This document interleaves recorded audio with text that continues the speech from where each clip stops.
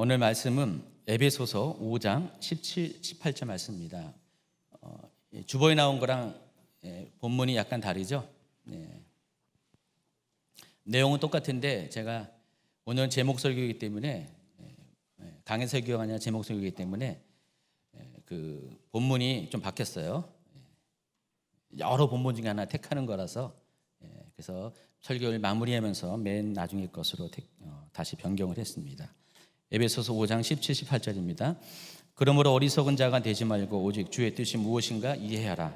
술 취하지 말라 이는 방탕한 것이니 오직 성령으로 충만함을 받으라.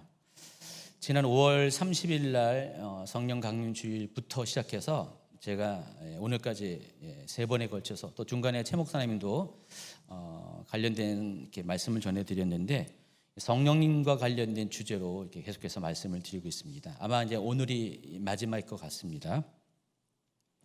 4주 전 첫 번째 설교에서는 이제 하나님의 시간표와 오순절 성령 강림이라는 제목으로 말씀드렸습니다. 가장 큰 핵심이 뭡니까? 하나님의 모든 시간표 안에서 그리스도의 사역이 펼쳐졌다는 것, 또 펼쳐질 것이라는 것. 예수님의 탄생과 또 죽으심과 또 부활과 승천, 또 앞으로 장차 오실 예수님의 재림의 사건까지 모든 것이 하나님의 시간표 안에서 이루어졌다는 것을 말씀드렸습니다. 더불어서 성령님의 사역도 하나님의 시간표 안에서 성취되었습니다. 그리고 이제 두 번째 두 주 전 설교에서는요, 성령의 두 가지 사역이라는 제목으로 말씀을 전해드렸습니다. 성령님은 크게 두 가지 사역을 하십니다. 먼저는 내 안에 들어오셔서 내주하셔서 나로 하여금 내 삶을 하나님 아버지께로 또 예수님께로 인도하시는 사역을 하십니다. 또 우리의 모든 간구와 기도를 하나님께 중보하시는 사역을 하시는 분이 바로 성령님이십니다. 성령님의 두 번째 사역은 우리와 함께 하시면서 자신의 임재를 나타내십니다. 그래서 성령님께서 역사하실 때는 성령이 나타내시는 증거, 곧 권능이 우리 가운데 보여진다고 말씀을 드렸습니다. 오늘은 이제 세 번째 설교고요. 오늘은 이제 이 성령님과 관련된 그 여러 가지 주제 중에서 여러분이 좀 알 것 같으면서도 잘 알지 못하는 너무나 익숙한데도 실은 애매한 개념 정리가 안 된 세 가지 주제를 좀 설명해 드리겠습니다. 성령 세례와 성령의 기름 부음, 그리고 성령 충만이라는 세 가지 주제를 가지고 말씀을 드리겠습니다. 여러분 다 알 것 같죠? 근데 잘 몰라요. 약간 헷갈리는 게 좀 있습니다. 그래서 이 부분에 대해서 이렇게 세 가지 주제를 좀 설명해서 드리고 어떻게 하면 결론적으로 성령 충만한 삶을 살 수 있을까를 마지막으로 오늘 말씀을 마치겠습니다. 첫 번째가 성령 세례입니다. 성령 세례를 이야기해서는 먼저 이 두 구절을 좀 같이 읽도록 하겠습니다. 마태복음 3장 11절입니다. 흠정역으로 있습니다. 시작. 참으로 나는 회개에 이르도록 너희에게 물로 세례를 주거니와 내 뒤에 오시는 분은 나보다 능력이 더 있으시매 나는 그분의 신발을 나를 자격도 없노라. 그분께서는 너희에게 성령님으로 세례를 주시고 불로 세례를 주시니라. 사도행전 1장 4절 5절입니다. 사도와 함께 모이사 그들에게 분부하여 이르시되 예루살렘을 떠나지 말고 내게서 들은 바 아버지께서 약속하신 것을 기다리라. 요한은 물로 세례를 베풀었으나 너희는 몇 날이 못되어 성령으로 세례를 받으리라 하셨느니라. 먼저 알아야 할 것은 이 구절들에서 성령으로 세례를 받는다와 대비되는 그런 표현이 있습니다. 물로 세례를 받는다라는 표현이 있습니다. 그래서 성령 세례를 이야기해서는 먼저 출발이 물 세례에 대해서 여러분이 좀 알아야 합니다. 하나님께서 예수님보다 앞서서 누굴 보냈죠? 세례 요한을 보냈습니다. 6개월 전에 이 세상에 오게 했습니다. 세례 요한의 사역은 예수님의 오시기를 예비하는 사역입니다. 그래서 이사야 40장 3절 4절에서는 그 외치는 자의 소리라고 해서 세례 요한의 사역을 미리 예고하고 있습니다. 그런데 이 세례 요한의 사역은 예수님께서 오셔서 전하게 될 천국 복음을 사람들로 받아들일 수 있도록 마음을 준비시키는 것이에요. 사람의 마음이 평탄한 대로가 되게 해서, 큰 길이 되게 해서 예수님께서 천국복음을 갖고 오실 때 그것들 받아들일 수 있도록 미리 준비시키는 그 사역이 세례 요한의 사역입니다. 그럴 때 세례 요한이 전한 메시지가 있습니다. 마태복음 3장 1절부터 쭉 읽어보도록 하겠습니다. 그때 세례 요한이 이르러 유대 광야에서 전파하여 말하되 회개하라, 천국이 가까이 왔느니라 하였으니, 그는 선지자 이사야를 통하여 말씀하신 자라. 일렀으되 광야에 외치는 자의 소리가 있어 이르되 너희는 주의 길을 준비하라, 그가 오실 길을 곧게 하라 하였느니라. 이때 예루살렘과 온 유대와 요단강 사방에서 다 그에게 나와 자기들의 죄를 회복하고 자복하고 요단강에서 그에게 세례를 받더니. 이 말씀을 잘 주의 깊게 살펴보면은 세례 요한의 그 사역을 한마디로 말하면은 회개의 복음을 전했다라고 말씀을 할 수가 있습니다. 그래서 그 증거로, 사람들이 회개를 받은 증거로 세례를 베풀었어요. 그래서 요한의 세례를 가리켜서 회개의 세례라고 별도의 표현을 할 수가 있습니다. 그런데 여러분, 예수님도 요한처럼 세례를 베푸셨습니다. 예수님도 오셔가지고 요한처럼 똑같은 세례를 베푸셨는데, 예수님의 세례는 세례 요한의 세례와는 약간 달라요. 의미가 다르다는 것을 아시기 바랍니다. 요한의 세례와 비교해서 예수님의 세례를 한마디로 말하면 구원을 얻게 하는 세례였습니다. 그 세례 요한의 세례는 회개의 세례였고요, 예수님의 세례는 구원을 얻게 하는 세례. 그래서 다른 말로 표현하면은 거듭남의 세례라고 우리가 말할 수가 있습니다. 여러분, 세례가 어떤 거죠? 세례하는 방식이 우리 보통 일반적인 교회에서 약식으로 하는 머리에 물 몇 방울을 적시는 그런 세례가 아니죠. 완전히 몸이 물속에 잠기는 침례를 의미합니다. 그때 당시의 모든 세례는 다 침례를 의미합니다. 그래서 이 침례의 의미는 뭐예요? 물속에 내 몸이 잠길 때 죄와 함께 내 자아가 죽습니다. 내 삶이 죽습니다. 내 과거가 죽습니다. 그리고 물속에 나올 때는 새롭게 내가 거듭 태어나는 것입니다. 침례는 그런 의미가 있어요.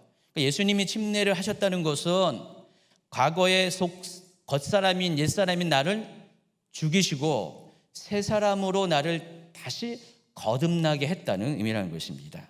그래서 예수님의 세례를 가리켜서 거듭남의 세계, 구원에 이르게 하는 세례라고 말씀할 수가 있습니다.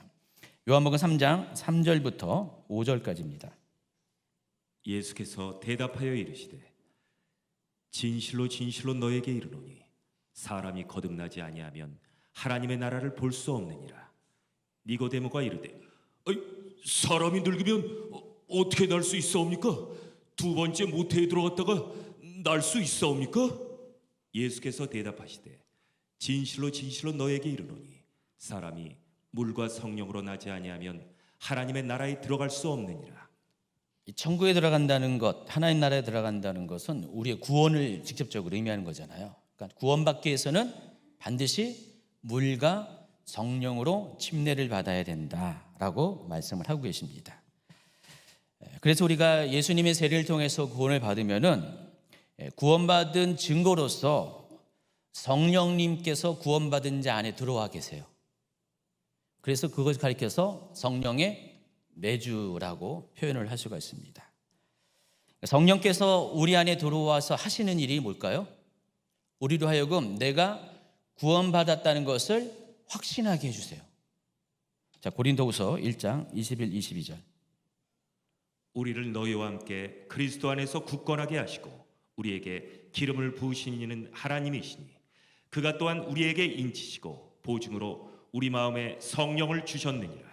여러분이 예수님을 영접하고, 그러니까 구원의 세례, 거듭남의 세례를 받고 이제 내가 구원받았다고 생각을 하는데, 때로는요 내가 구원을 받았는지 아닌지, 여러분 침례 받을 땐 보니까 우리도 여름마다 침례를 하잖아요.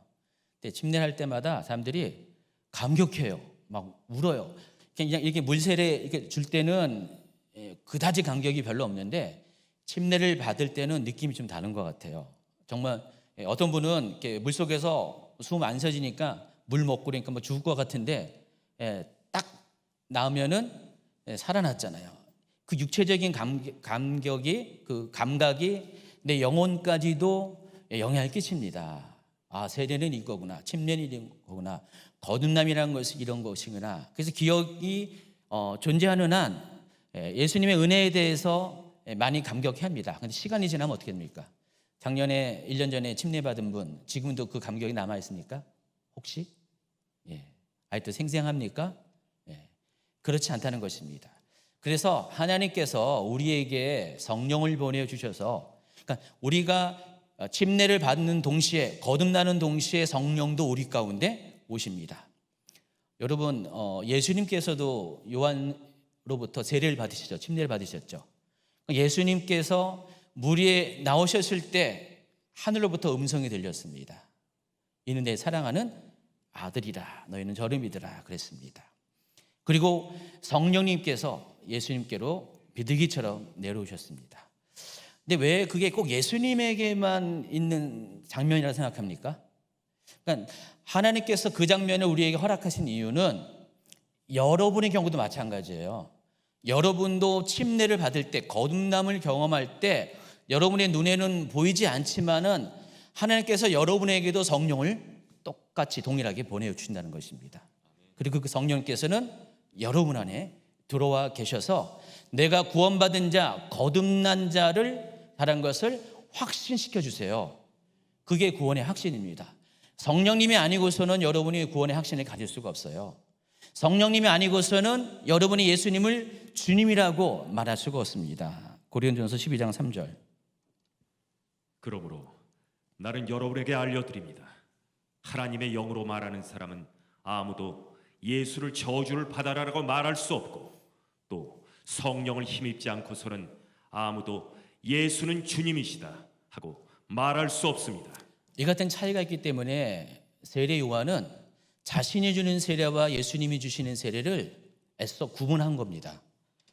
다시 한번 이 마태복음 3장 21절을 그런 의미에서 제가 여기 주석까지 달았는데 같이 한번 읽도록 하겠습니다. 시작. 참으로 나는 회개에 이르도록 너희에게 물로 세례를 주거니와 내 뒤에 오시는 분은 나보다 능력이 더 있으심에 나는 그분의 신발을 나를 자격도 없노라.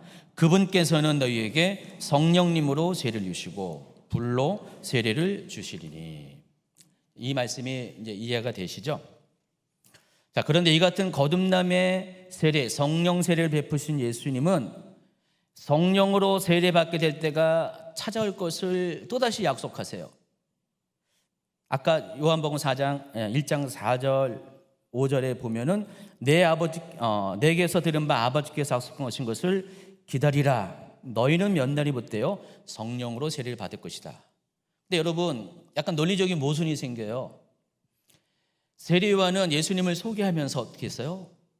나보다 능력이 더 크신 분이 오실 텐데 그분은 성령으로 불러서 너희들에게 세례를 베풀 것이다. 예수님이 오셨어요. 예수님이 정말로 성령으로 세례를 베푸신 거예요.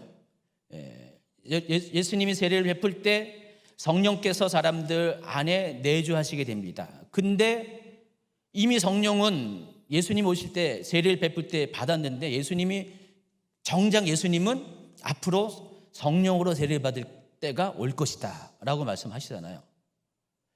그러니까 말이, 요한의 말과 예수님의 말이 둘 중에 하나는 틀린 거잖아요. 그렇죠? 이미 성령 세례를 예수님이 받았는데 또 성령으로 세례를 받을 것이라고 예수님께서 말씀을 하고 계시기 때문에 이처럼 세례 요한의 이 말과 예수님의 말이 좀 충돌이 일어납니다. 그래서 좀 여러분이 헷갈릴 수가 있어요. 우리가 성령 세례에 대해서 개념을 모르면은 헷갈릴 수가 있다는 것입니다. 과연 무엇이 정답인지, 어떤 건 틀리고 어떤 건 맞는 것이 아닌지 여러분 이렇게 생각이 알쏭달쏭합니다. 그런데 이것을 이해하기 위해서는요, 성령 세례를 여러분 잘 구분하셔야 됩니다. 이게 잘 안 돼요, 여러분에게. 그래서 제가 그것을 구분해 드리겠습니다. 성령 세례를 두 가지 차원에서 여러분이 이해하셔야 돼요. 첫째는요, 거듭남과 관련된 성령 세례가 있습니다. 예수님을 영접할 때 받게 되는 성령 세례, 이리 설명했죠. 그리고 두 번째가 그 이후에 복음 전파를와 관련된 성령 세례가 있습니다. 이게 바로 사도행전에서 말하는 성령 세례를 의미합니다. 이 두 가지는 다 필요해요. 무엇은 선택하고 무엇은 안 받는 게 아니라 이 두 가지는 모두 다 받아야 됩니다. 어떤 사람은 예수님을 영접할 때, 거듭남을 경험할 때 이 두 가지 세례를 동시에 받습니다. 그런데 어떤 사람은 이 거듭남에 관련된 성령 세례는 예수님을 영접할 때 그때 받아요. 근데 시간차를 두고 나중에 복음 전파와 관련된 성령 세례를 받는 경우가 있다는 것입니다. 사람마다 좀 달라요. 그래서 어떤 분들은 예수님을 처음 영접할 때 그 영접할 때의 그 감격이 좀 남다르잖아요. 또 다른 사람은 내가 예수님을 영접했는데 내가 영접한 건지 아닌지 좀 미지근하잖아요. 그 감격이 좀 달라요. 왜냐하면 나한테는, 저 사람에게는 뭔가 특별한 일이 많이 나타나고 놀라운 일이 있었는데 나는 그런 게 전혀 없어요.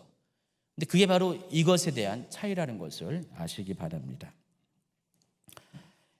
그래서 일반적인 경우는요, 동시에 받는 것보다도 시간차를 두고 이 두 가지의 성령 세례를 받는 것이 보편적인 현상이에요. 여러분 대부분이 그렇다는 것입니다.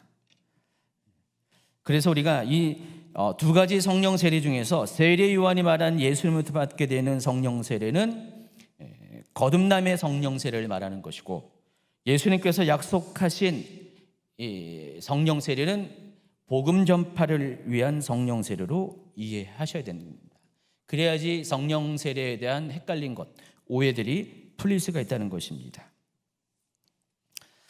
어찌되었든 이 성령 세례는 먼저는 구원과 관련되어 있습니다. 성령이 아니고서는 누구든지 예수님을 그리스도로 영접할 수가 없고, 또 성령께서는 우리에게 거듭남의 확신을 가져다 주시는 분이기 때문입니다.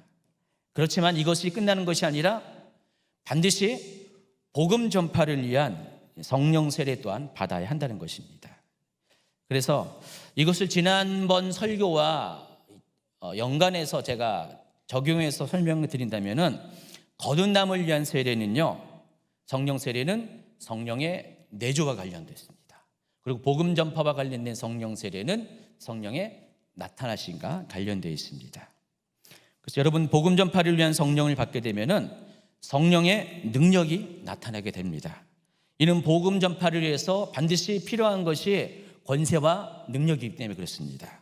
사도행전 1장 8절, 오직 성령이 너희에게 임하시면 너희가 권능을 받고 예루살렘과 온 유대와 사마리아와 땅 끝까지 이르러 내 증인이 되리라. 이때에 성령이, 사도행전 1장 8절에서 언급한 성령이 우리에게 임하실 때 받는 이 권능은 바로 복음 전파를 위해서 필요한 성령으로부터 오는 능력을 가리키는 것입니다. 그래서 사도행전에서 말하는 성령 세례는 복음 전파를 위한 성령 세례, 또 권능이 임하는 성령 세례를 가리키는 것입니다. 여기까지 좀 이해하시겠습니까? 이해하시겠죠? 그래서 사도행전에서는요, 내가 복음 전파를 위한 성령 세례를 받았다는 증거로 뭘 제시하냐? 바로 사도행전 2장 1절부터 4절까지에 있는 내용들이에요. 그래서 내가 복음 전파를 위한 성령을 받았으면은 그 증거로서 하나님께서 우리에게 보여주신 것이, 어떤 사람은 방언을 말합니다. 그렇죠? 이런 성령의 은사들이 나타나고요. 또 어떤 경우는 2절 3절처럼 우리의 오감을 통해서, 시각과 청각을 통해서 성령께서 지금 운행하신 것을, 하나님께서 역사하신 것을 보여주는 것을 목격하기도 한다는 것입니다. 그러니까 복음 전파를 위한 성령 세례는 거듭남의 성령 세례와 이렇게 차이가 있는 거예요. 거듭남의 성령 세례는 내 안에 구원의 확신을 주시는 것이고요, 복음 전파를 위한 성령 세례는 내 눈으로, 내 몸으로, 내 삶으로 성령이 임한 것을 직접 감지할 수 있는 그런 차이가 있다는 것입니다. 그래서 사람들은 이것을 보고 성령 임한 것을 아는 거예요. 그래서 제가 지난번에 성령 세례의 가장 강력한 증거가 뭐라 그랬어요? 사도행전에서는 방언을 언급했다 그랬죠. 사도행전 10장 44절부터. 베드로가 이 말을 할 때 성령이 말씀 듣는 모든 사람에게 내려오시니 베드로와 함께 온 할례 받은 신자들이 이방인들에게도 성령 부어 주심으로 말미암아 놀라니 이른 방언을 말하며 하나님 높임을 들음이로라. 요즘 제가 어제 최 목사님이 저한테 그러더라고요.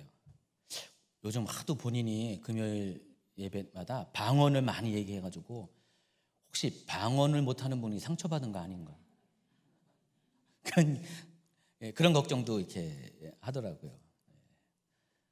혹시 그런 분 계세요? 아니 제가 이 말을 하려니까 이 성경 구절이 그냥 저도 갑자기 그런 생각이 드네요. 아니 목사님은 이 성령 세례 받은 게 증거가 방언에 나는 방언을 못 하는데 나는 성령 세례를 못 받는 거 아니야? 왜 나는 하면서 섭섭하거나 하나님께 원망이 드는 분 혹시 계실지 모르겠어요. 계시면은 손대지 마세요. 저도 갑자기 그런 걱정이 되네요. 근데 언젠가는 다 받습니다. 순간적으로 받습니다. 여러분이 사모하고 하나님의 카이로스 때가 되면은 그건 당연히 받습니다. 적어도 여러분이 그 복음 전파를 위한 성령 세례를 안 받았다 할지라도 여러분 안에는 거듭남의 성령 세례는 이미 받고 있어요.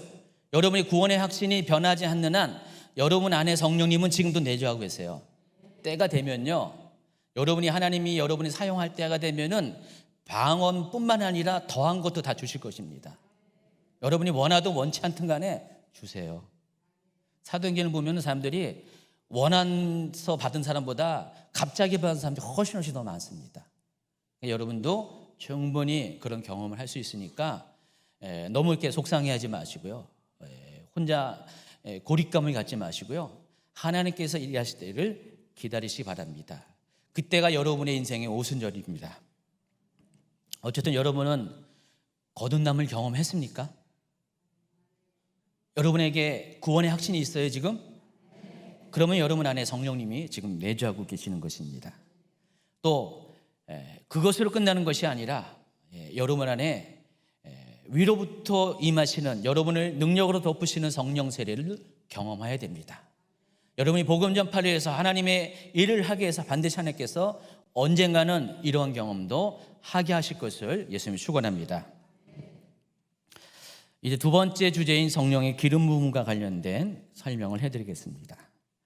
먼저 아셔야 될 것은 이 기름 부음이라는 단어는 것이 낯선 단어가 아니라는 것입니다. 굉장히 일반적이고 보편적인 단어입니다.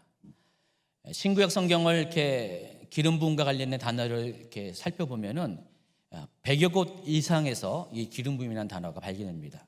그런데 대부분의 이 기름 부음은 거의 90% 이상은 구약 성경에서 많이 언급되어 있어요. 그래서 구약 시대에는 이 기름 부음이라는 단어가 굉장히 일상적이고 보편적인 단어라는 것을 여러분이 아시기 바랍니다. 기름 부음의 본래적인 의미가 어떤 거냐? 출애굽기 29장 36절과 30장 29절 30절 연속으로 읽어주시기 바랍니다. 매일 숫송아지 하나로 속죄하기 위하여 속죄제를 드리며 또 제단을 위하여 속죄하여 깨끗하게 하고 그것에 기름을 부어 거룩하게 하라. 그것들을 지극히 거룩한 것으로 구별하라. 이것에 접촉하는 것은 모두 거룩하리라. 너는 아론과 그의 아들들에게 기름을 발라 그들을 거룩하게 하고 그들이 내게 제사장 직분을 행하게 하고. 기름 부음의 본래적인 목적은 어떤 기물이나 어떤 특별한 역할을 맡은 사람들에게 기름을 바르거나 기름을 붓는 행위를 통해서, 그런 의식을 통해서 그 기물을 구별시키는 것입니다. 그래서 성물이 되게 하는 것입니다. 하나님 전에 사용할 수 있는 성물이 되게 하는 것입니다. 그리고 어떤 사람에게 기름을 부어서 그 사람으로 하여금 하나님이 특별하게 사용하는 사역을 맡은 사람이 되게 하는 것입니다. 대개 사람의 경우는 세 종류의 사람이 기름 부음을 받습니다. 제사장과 선지자와 그리고 왕입니다. 그래서 그때부터 기름 부음을 받은 그 순간부터 그냥 일상적이고 평범한 기물이었지만 그때부터는 거룩한 성물이 되는 것입니다. 여러분, 이 강단에 그런 개념에서 이 강단에 지금 이 강대상이 올라와 있잖아요. 전에는 그냥 나무 판자였을 것입니다. 이걸 누군가가 이렇게 가공을 해가지고요, 여기에 이렇게 올려놓습니다. 그때부터는 어떻게 해요? 이거는 이 성물로서 가치를 가지고 사용되어진 것입니다. 이게 나중에 이제 내려간다 할지라도 함부로 다루지 않게 되더라고요. 굉장히 존귀한 걸로 다루게 됩니다. 하물며 이 기물도 그런데 사람은 더 한다는 것을 아시기 바랍니다. 하나님께서 그 사람을 택해서 기름 부어서 특별한 하나님의 일꾼으로 사용하면은 하나님께서 그 사람의 평생에 그 사람을 그렇게 사용하신다는 것을 아시기 바랍니다. 그래서 이 기름 부음의 의미는 거룩한 성별이에요. 왜 기름을 붓냐? 거룩한 것으로 구별시키기 위해서. 전에는 평범한 것이 이제는 특별한 용도로 사용되는 거룩한 존재로 구별시키기 위해서, 거룩한 성별을 위해서 기름을 붓는다라고 말씀을 드리고 싶습니다. 이것이 기름 부음의 목적이고요. 그때부터 사람들은 또 이런 기물들은 그 기름 부음에 합당한 특별한 일, 곧 하나님의 일을 하게 된다는 것입니다. 자, 그런데 하나님께서는요, 그 일을 하게 할 때 그냥 기름만 부어서 그냥 구별시켜서 그 일을 하라 하지 않습니다. 그 일을 할 수 있도록 특별한 능력을 주세요. 그냥 임명만 하는 것이 아니라 그 일을 할 수 있도록 특별한 능력을 주는데, 그때 하나님께서 하시는 방법이 하나님의 영이 그 사람을게 임하게 하신 다음에 그 하나님의 영에게 감동을 받게 합니다. 그리고 감동을 받을 때 그 사람이 변하여 새 사람이 됩니다. 특별한 사람이 됩니다. 자, 그것을 이렇게 설명하는 구약 성경의 예시가 있습니다. 사무엘상부터 사사기까지 세 개의 구절을 꼭 읽어주시기 바랍니다. 사무엘이 기름 불병을 가져다가 그의 형제 중에서 그에게 부었더니 이날 이후로 다윗이 여호와의 영에게 크게 감동되니라. 사무엘이 떠나서 라마로 가니라. 당신에게도 여호와의 영이 능력으로 임하실 것이며 당신도 그들과 함께 예언하게 될 것이요, 그러면 당신은 전혀 다른 새 사람으로 변하게 될 것이요. 사무엘이 사울에게 한 말입니다. 여호와 영이 삼손에게 강하게 임하니 그가 손에 아무것도 없이 그 사자를 염소 새끼를 찢는 것 같이 찢었으나 그는 자기가 행한 일을 부모에게 알리지 아니하였더라.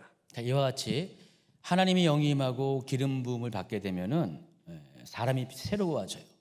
전과는 다른 사람이 됩니다. 평범한 그런 양민이었던 사울이 왕이 되었습니다. 다윗도 마찬가지고요.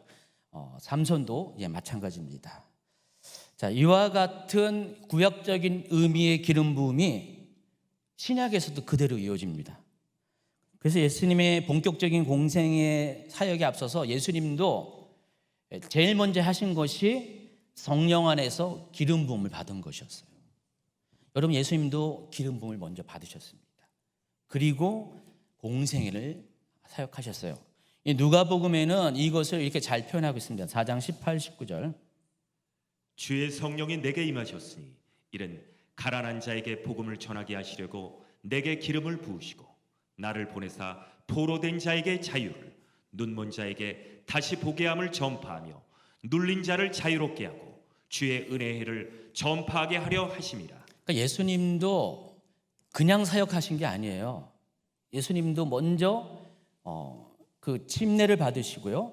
그리고 나서 그 다음에 성령의 임재를 경험했고 또 기름 부음을 받은 다음에 사역을 시작했다는 것을 아시기 바랍니다. 그래서 사도행전 10장 38절은 기름 부음 안에서 사역하시는 예수님에 대해서 이렇게 설명을 합니다.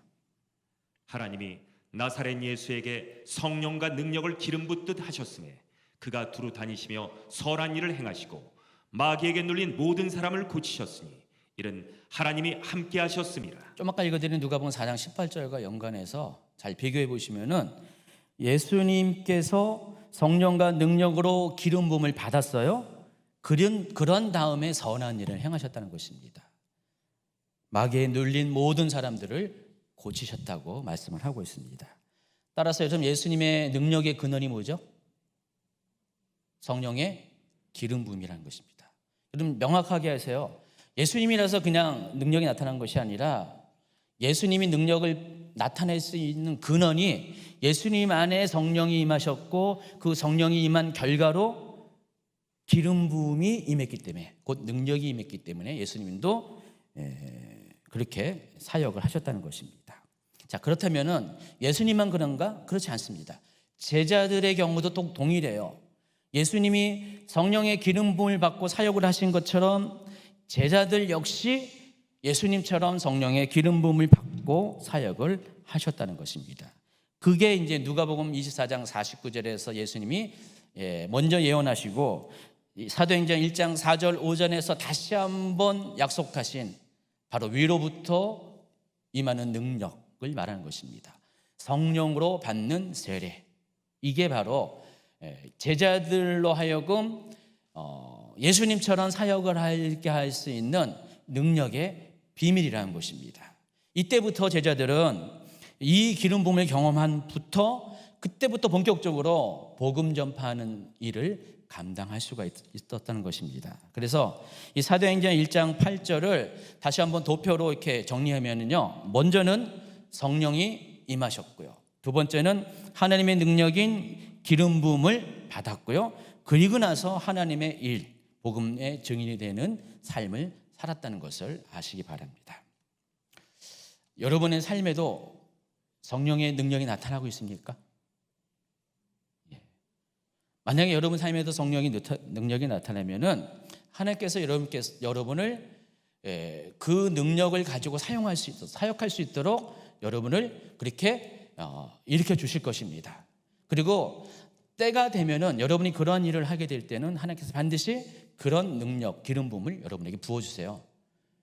어떤 분들은요, 이러한 순서를 모르고 자기 열정에 빠져가지고 기름 부음도 없이 막 일을 해요. 그러면 기름 부음 없으면 어떻게 됩니까? 삐끄덕거려요.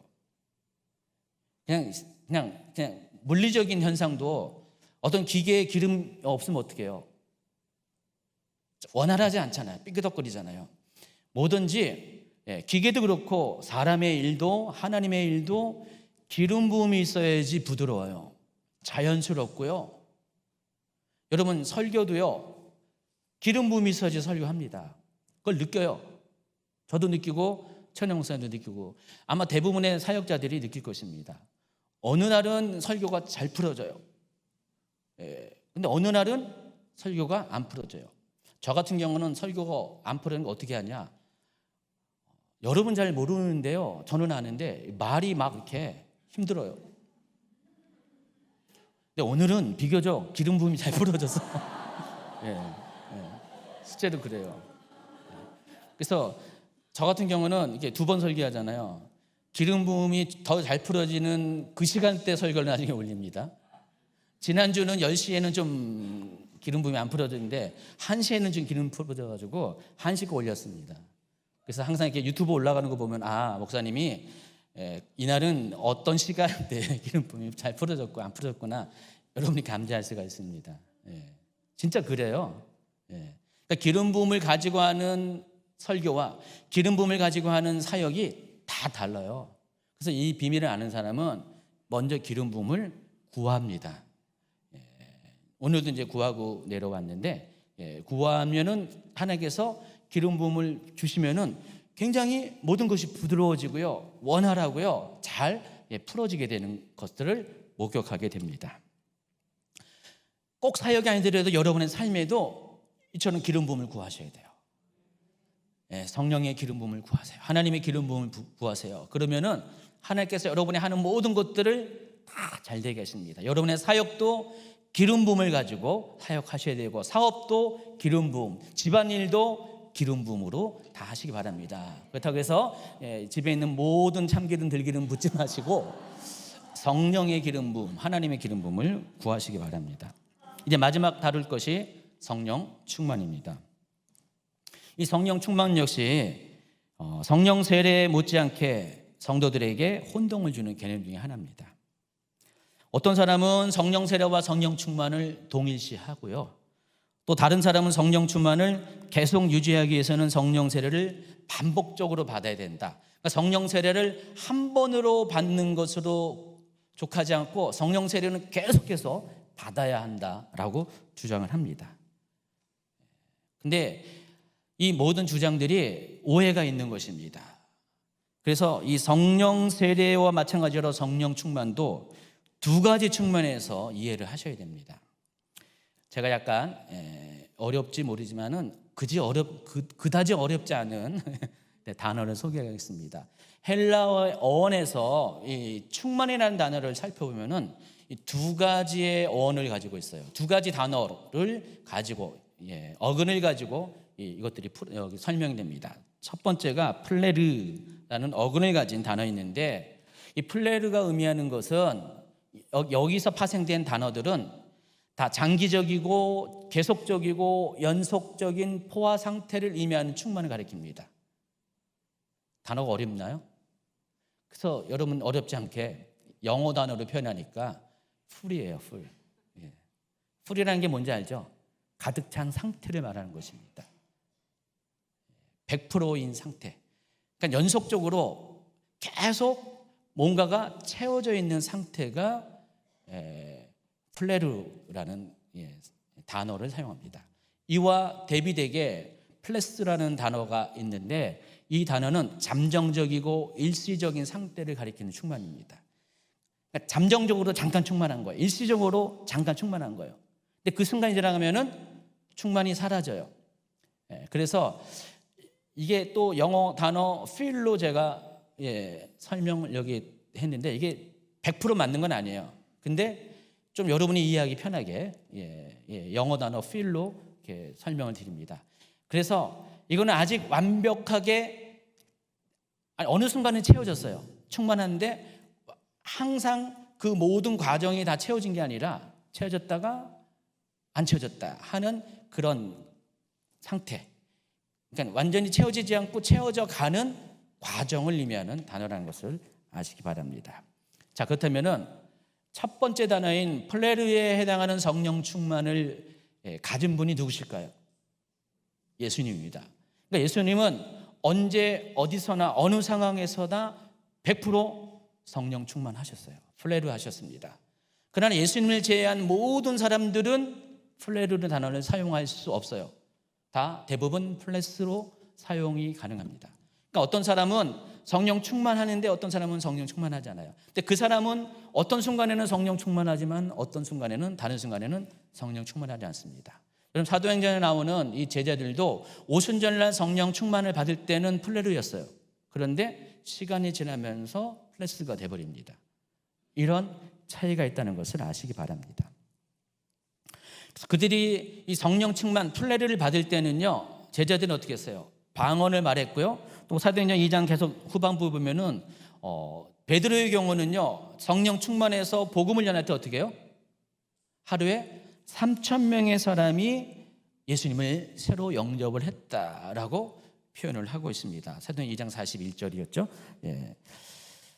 그래서 베드로도 성령 충만한 것처럼 보이지만은 예수님처럼 완벽하게 어느 때든지 어느 상황이든 100% 성령 충만한 사람은 아니었다는 것을 아시기 바랍니다.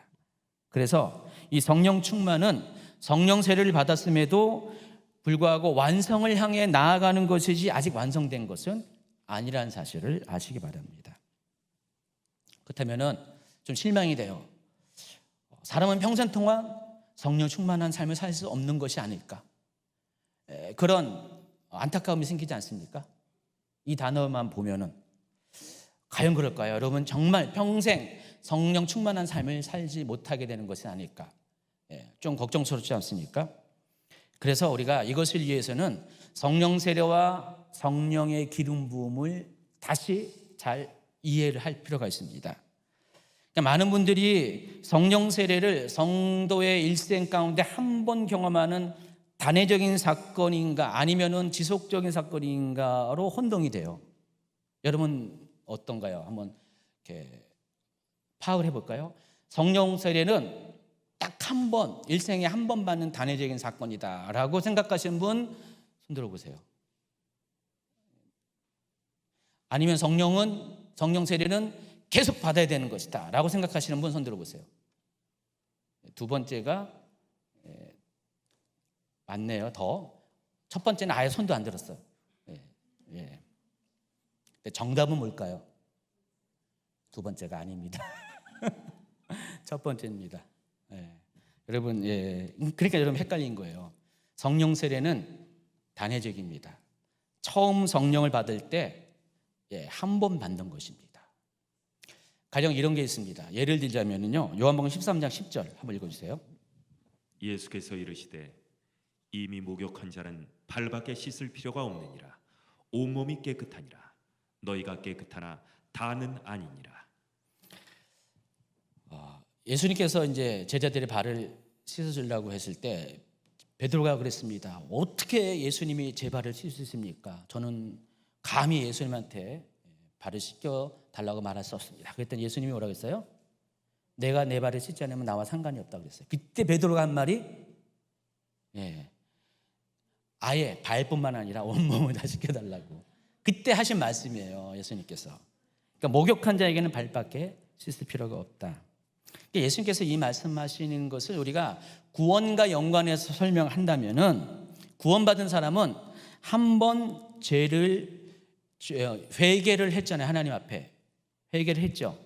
그러면은 그 다음부터는 처음에 구원받을 때, 영접할 때 회개를 했다면은 그 다음은 순서는 그 사건마다, 이후에 범하는 사건마다 그 사건에 맞는 회개를 하는 것이지, 처음부터 내 원죄를 주님 다시 내가 구하오니 용서해 주시고요, 평생을 그냥 맨날 원죄 갖고 이렇게 할 게 아니라는 것입니다. 이해하시겠어요? 여러분의 원죄는 언제 해결되는 거죠? 여러분 예수님을 영접한 그 순간에 여러분의 원죄의 문제를 해결하실 그리스도로 오신 예수님을 영접하는 그 순간에 여러분의 원죄는 해결되었습니다. 그런데 남아있는 게 뭡니까? 자범죄의 문제가 남아있어요. 물론 예수님은 원죄뿐만 아니라 앞으로 범하게 할 자범죄까지도 해결해 주시기 위해서 오신 것이에요. 그래서 여러분이 원죄의 문제를 해결해서 예수님을 영접해서 구원을 받았음에도 불구하고 계속해서 죄를 짓는 것이 당연한 겁니다. 이게 일반적인 것이에요. 영접했다고 죄를 안 짓는 건 아닙니다. 근데 죄를 계속해서 자범죄를 짓게 되면 어떻게 돼요? 그때부터는 그 사건에 대해서 회개하는 것입니다. 그 죄에 대해서, 개별적인 죄에 대해서 회개하는 것이지, 그냥 근원적인 죄까지 가져가서 끝까지 죄를 회개하는 것은 유대인들이 아직도 원죄를 드리는 것과 똑같은 행위라는 것을 아시기 바랍니다. 예수님이 십자가에 못 박혀 달려 돌아가실 때 우리가 그동안 동물의 희생제로 드렸던 모든 제사들이 끊겨져 버렸습니다. 그것들이 폐지가 되었습니다. 그 의미는 바로 그와 같은 죄의 문제에 있어서 예수님께서 우리의 모든 그 원죄의 문제를 해결하고 돌아가셨다는 것을 의미합니다. 그래서 이 자범죄를 가지고 여러분이 힘들어하고 어려울 때마다 그때마다 그 개별적인 사건을 가지고 나와서 하나님께 죄를 구하면은, 용서를 구하면은 하나님께서 그것을 그때마다 용서해 주신다는 것입니다. 그런 의미에서 예수님께서 목욕한 자에게는 발을 밖에 씻을 필요가 없다라고 말하는 것입니다. 위로부터 부어지는 성령 세례도 마찬가지입니다. 여러분이 제자들이 오순절날 성령 세례를 경험한 때 단회적으로 성령 세례를 받은 것입니다. 그래서 성령 세례는 처음으로 성령 세례를 경험할 때, 그러니까 위로부터 임하는 성령 세례를 말하는 것입니다. 한 번으로 족합니다. 그 다음에는 어떤 것이냐? 목욕한 자가 발을 씻듯이 성령 세례를 유지하는 방법을 배워야 됩니다. 이게 바로 기름 부음이에요. 여러분 성령 세례를 받을 때 그 결과로 여러분의 기름 부음이 오는데, 이 기름 부음을 계속해서 여러분의 삶 가운데 유지하는 법을 배워야 된다는 것입니다. 근데 기름 부음의 속성상 이런 게 있어요. 기름 부음이 임했다가도 떠나는 경우가 있습니다. 그러니까 기름 부음은 소멸합니다. 내 안에 충만하게 기름 부음이 임했다가도 기름 부음이 소멸할 때가 있습니다. 이런 속성이 있습니다. 이것을 설명하는 예가 아까 삼손 얘기했는데, 삼손의 경우 그 머리가 길렀을 때는 어떻게 했어요? 항상 능력이 있었어요.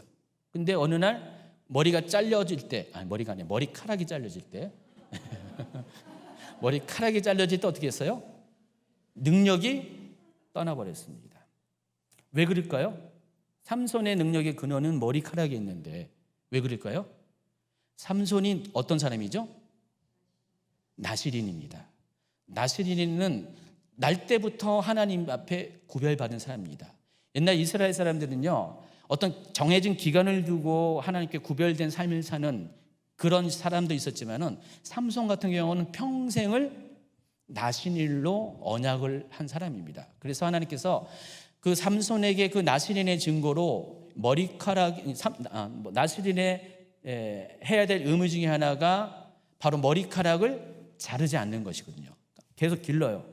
그래서 그 머리카락이 잘라지지 않는 한, 삭도를 대지 않는 한 삼손에게는 하나님으로부터 오는 특별한 능력, 하나님의 영이 부어지는 특별한 능력, 바로 기름 부음이 있었던 것입니다. 근데 머리카락이 잘라지면서 삼손의 안에 있는 이 기름 부음이 떠난 것인 거예요. 그래서 능력이 떠나게 됩니다.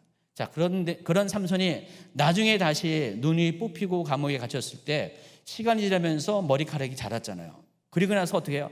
마지막 죽는 순간에 또 한 번의 놀라운 기름 부음의 능력을 발휘하고 죽게 됩니다. 자, 삼손의 예를 통해서 우리가 알 수 있는 것이 기름 부음은 어때요? 사람에게 임해서 머무를 수도 있고 또 떠날 수가 있다는 것입니다. 삼손의 경우 죄를 지었을 때 기름 부음이 떠났어요. 머리카락이 잘라졌다는 그 상황 가운데 하나님 앞에 죄를 졌죠. 근데 우리에게도 똑같아요. 이 기름 부음이 떠나게 하는 그 가장 큰 이유가 뭐예요? 죄를 지은 것입니다. 그래서 성령을 소멸치하지 말라라는 그 의미는 우리 안에 계시는 이 성령님이 우리를 떠나지 않도록 우리가 성령님이 머물 수 있는 하나님의 성전으로서 우리가 깨끗한 삶을 살게 되면은 성령은 떠나지 않습니다. 성령이 떠나지 않으면 기름 부음도 떠나지 않게 됩니다.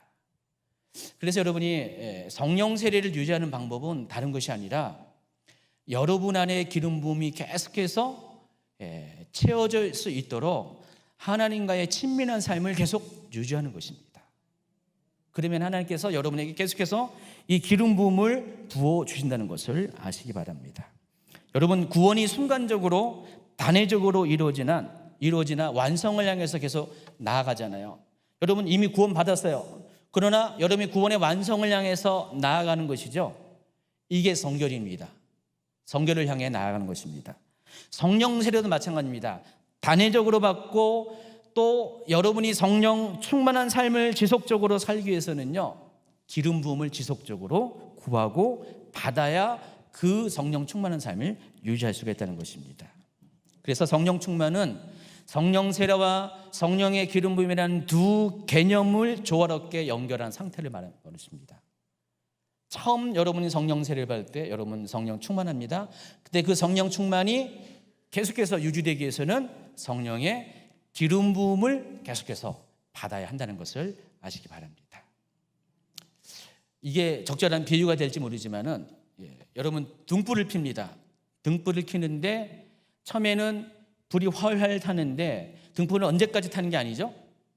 여기 촛불도 있는데 기름이 유지되는 때까지. 그래서 계속 기름을 부어야 돼요. 기름을 부어야 돼요.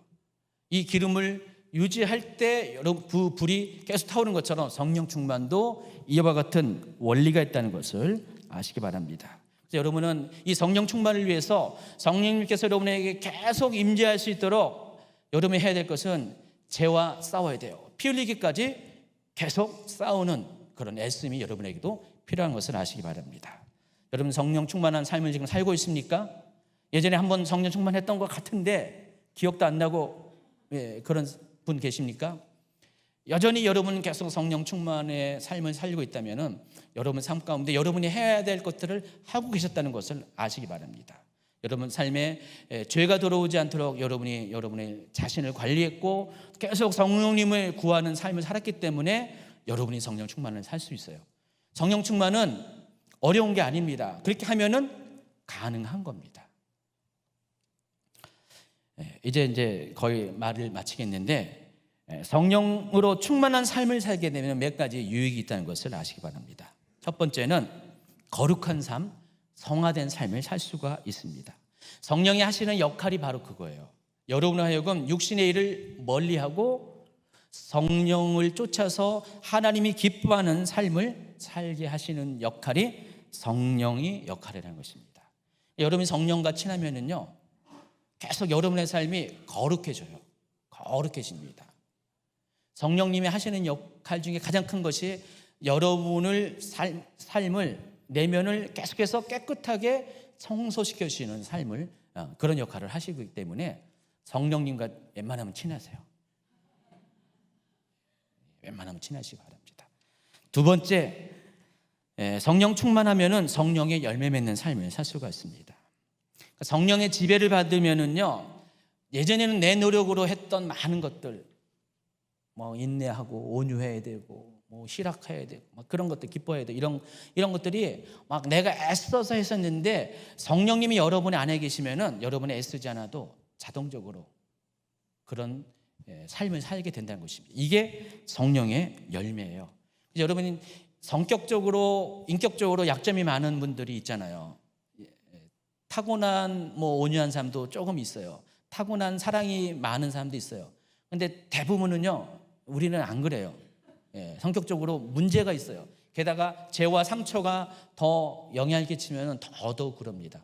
가는 곳곳마다 사람들하고 부딪히고요, 싸우고, 그런 분들 있잖아요. 삐지고, 어느 순간에 그냥 동굴 속에 들어가 있고요, 끄집어내면 다시 들어가 있고, 뭐 그런 사람이 있잖아요. 근데 여러분 성령 충만하면요, 그런 게 다 없어져요. 여러분 성령 충만하기 전에는 육신이 막 사방팔방이 다 아픈데, 성령 충만하면 어떻게 해요? 다 고침받아요. 성령 충만하기 전에는 문제 덩어리였는데, 성령 충만하면 어떻게 돼요? 하나님이 그 문제로부터 돌파를 주시고 다 하십니다. 성령 충만이라는 것은 어떻게 보면 특효약입니다.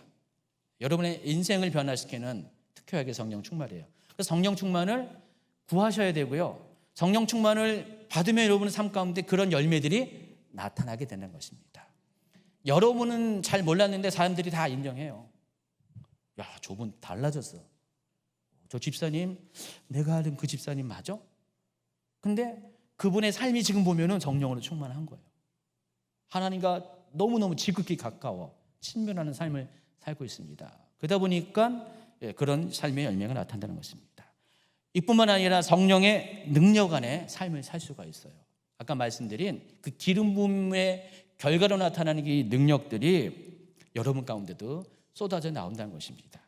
하나님께서 나사렛 예수님께 성령님과 권능으로 기름을 부으심에 그분께서 두루 다니시며 선을 행하시고 마귀에게 억눌린 모든 사람을 고치셨다고 했습니다. 여러분도 성령 충만하면은 이렇게 할 수가 있어요. 여러분 성령 충만하면은 모든 병을 고칠 수가 있어요. 그런 삶을 살기 위해서 축원합니다. 마지막으로 하나님과 관계를 비롯해서 모든 관계가 변하게 됩니다. 에베소서 5장을 보면은요, 6장에도 나와 있는데, 관계에 대해서, 그리스도의 몸인 성도 간의 관계에 대해서 설명을 하는데, 그 설명하는 말들의 가장 중심을 보면은 오늘 본문인데, 다시 한번 읽어볼까요? 오늘 본문 말씀. 그러므로 어리석은 자가 되지 말고 오직 주의 뜻이 무엇인가 이해하라. 술 취하지 말라. 이는 방탕한 것이 오직 성령으로 충만을 받아라. 그랬는데, 이 모든 관계들을 설명하는데 가장 거기에 핵심적인 것이 성령 충만을 이야기하고 있습니다. 여러분이 성령 충만을 받아야 될 이유가, 이런 모든 관계들을 풀어나가는 그 근원이 되는 게, 힘을 주는 것이, 열쇠를 제공하는 것이 성령 충만이기 때문에 그렇다는 것입니다. 여러분 만약에 성령 충만하면은요, 여러분의 부부 관계도 달라져요. 부모 자식 간의 관계도 달라지고요, 친구 관계도 달라지고요, 모든 관계가 새로운 변화를 가져다 줍니다. 그러니까 성령 충만하면 여러분 옛사람이 떠나갑니다. 겉사람은 다 떠나갑니다. 그리고 새 사람이 돼버려요. 그래서 여러분이 성령 충만이 꼭 필요하다는 것을 아시기 바랍니다. 말씀드린 에베소 5장 17, 18절은 두 가지가 대립됩니다. 어리석은 자와 주의 뜻이 무엇인지를 이해하는 자, 또 술 취한 자와 성령 충만한 자. 그러니까 성령 충만한 자는 주의 뜻이 무엇인지 아는 사람입니다. 또 주의 뜻이 무엇입니까? 또 성령 충만입니다. 그래서 여러분, 이 두 가지가 다 대비가 되고 있다는 것은요, 그냥 말한 것이 아니라 여러분의 선택을 요구한다는 것을 아시기 바랍니다. 여러분은 여러분의 선택에 따라서 어리석은 자가 될 수가 있고요, 또 여러분의 선택에 따라서 주의 뜻을 이해하는 자가 될 수가 있어요. 여러분의 뜻에 따라서 술 취하는 자가 될 수 있고요, 또 여러분의 선택에 따라서 성령으로 충만한 삶을 살 수가 있습니다. 구원도 그렇고요, 성령과 관계된 것도 마찬가지입니다. 우리의 신앙에 관계된 모든 것이 여러분의 선택이에요. 여러분이 세상 것을 선택하냐, 성령을 선택하냐에 따라서 여러분의 삶의 모든 전반에 걸쳐서 결과가 달라진다는 것을 아시기 바랍니다. 이것이 원리입니다. 영적인 원리예요. 영적인 원리는 여러분이 항상 둘 중에 하나를 선택하는 것이에요. 죄를 선택하냐, 하나님을 선택하냐, 세상을 선택하냐, 거룩을 선택하냐, 술 취함을 선택하냐, 성령 충만을 선택하냐, 여러분의 선택이라는 것입니다. 모쪼록 여러분이 오늘 이후로 선택하시기 바랍니다. 무엇을 선택해요? 오직 성령 충만을 선택하세요. 성령 충만을 위해서, 그것을 위해서 여러분의 삶이 날마다 하나님 앞에 정결하고 정리된 삶, 주님을 구하는 삶, 성령의 임재를 사모하는 삶을 사시기 바랍니다. 지난 한 달 동안 성령에 관한 메시지를 계속 전하면서 저도 그렇고 최 목사님도 그렇고 교회가 많이 살아난 느낌이 들었습니다. 그동안 침체된 분들이 힘을 얻은 느낌이 들었습니다. 아무 때나 하나님께서 이런 메시지를 이렇게 주시는 건 아니라 하나님의 시간에 주시는 것 같아요. 지금이 바로 성령 받을 때입니다. 성령 충만을 구할 때인 것을 여러분이 아시기 바랍니다. 오늘 이후로 계속해서 이 성령 충만을 또 유지하기 위해서 성령의 기름 부음이 소멸되지 않도록 계속해서 성령 안에서 친밀하게 살아가는 저와 여러분 되기를 예수님의 축원합니다. 같이 기도합니다. 우리 오늘 기도할 때, 잠시 기도할 때 성령 충만을 놓고 기도하기 바랍니다. 하나님, 내가 구하고 원합니다. 하나님, 내 삶 가운데 성령님 찾아와 주시옵소서. 성령님을 환영합니다. 그리고 성령님이 내게서 떠나지 않도록 날마다 성령의 기름을 부어 주시옵소서. 그리고 이 성령의 기름을 받기 위해서 내 삶이 더욱더 죄와 단절하고 거룩한 삶을 살기 위해서 결단하고 날마다 예배를 사모하고 기도하며 또 하나님 말씀을 묵상하고 듣기를 사모하는 내가 되게 해달라고 우리 간절히 지금 시간에 기도하며 결단하며 나오는 시간 갖도록 하겠습니다.